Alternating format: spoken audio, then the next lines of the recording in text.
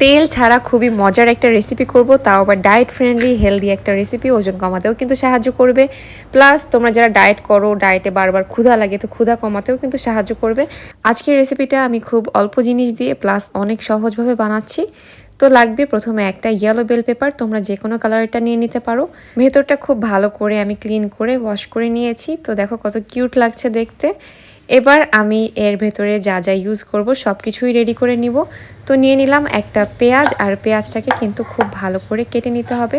প্রথমে আমি এভাবে করে লম্বা লম্বা করে কাটছি, নর্মালি যেভাবে কাটে, তারপর ছোট ছোট করে চারকোনা করে কেটে নিলাম।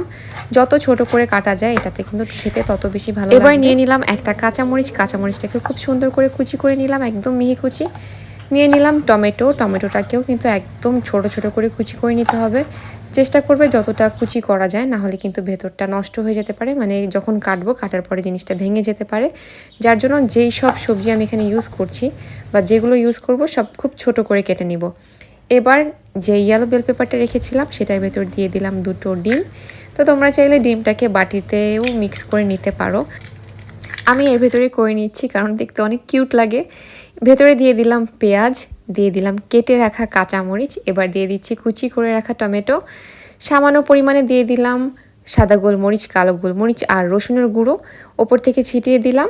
তো আমি এটা সবসময় মিক্স করে রাখি। এবার দিয়ে দিলাম ভেতরে সামান্য পরিমাণে লবণ। এবার সব কিছু ভালো করে মিক্স করে নিতে হবে।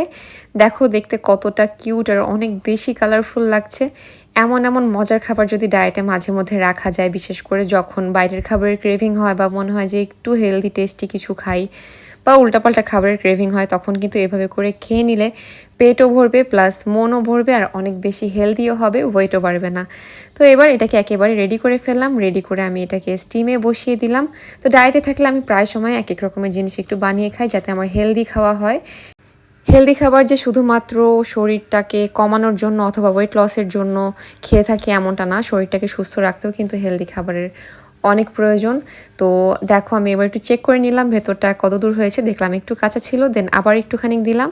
তো একেবারে সুন্দরভাবে স্টিম হয়ে গিয়েছে, দেখতে অনেক বেশি সুন্দর লাগছে। বাচ্চাদেরকেও কিন্তু এভাবে করে ইজিলি ডিম খাওয়ানো যায়, কারণ বাচ্চারা সাধারণত খেতে চায় না। করে দিলে খাবারটা অনেক হেলদিও থাকবে প্লাস বাচ্চারা অনেক মজা করেও খেয়ে নিবে।